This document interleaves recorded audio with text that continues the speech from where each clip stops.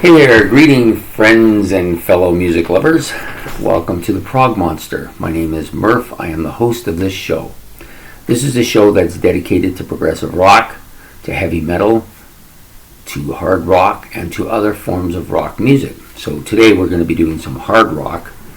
So this album that I'm going to be putting up is coming in October the 26th. Or did I get that yesterday? I think this is the 27th. Let me check. Yeah, I got it wrong. So October the 27th, this album will be coming out. This one, Back in Black, AC/DC, MASH. This album smashed the charts when it came out. Was a monster album when it first came out. And so I had a tough time between this and the next two, which will come out the next 2 days, obviously.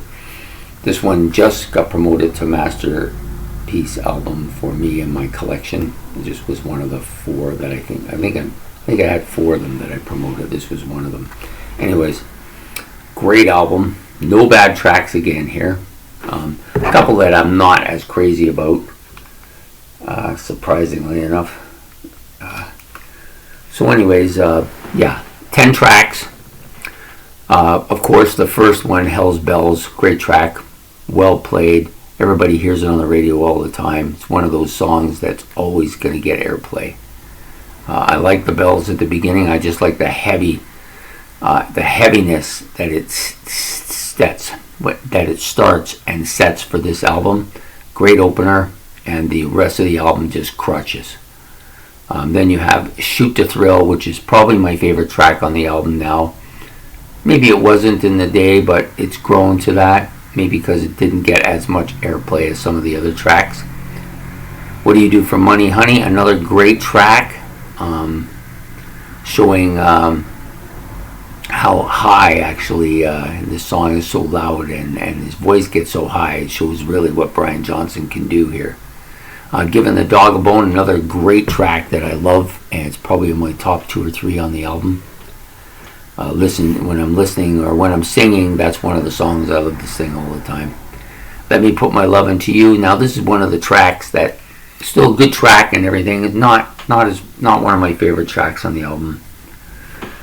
One of the lesser lights. Then you get to the second side of the album. On this case, it's a CD, so there's no second side. But in the day, this song was on the other side. So you have Hell's Bells opening the side 1 and Back in Black opening side 2. I can't imagine any two better openers than those two. Both great tracks. I love the heaviness of Back in Black. You Shook Me All Night Long. That's the monster hit, isn't it? The big one on the album. Maybe their biggest hit of all time. It kind of, for me, this song kind of lumps. I lump it in with For Those About to Rock and for Highway to Hell. Too much of anything is not a good thing. They get played a lot, and anytime you have like one of those idol shows, there's somebody always comes out and does Highway to Hell. Always. Like, I'm a rocker, look at me. Yeah, okay, whatever. I didn't mind the track, but it got to a point where I don't really want to hear it anymore. And that goes the same for this one. You Shook Me All Night Long.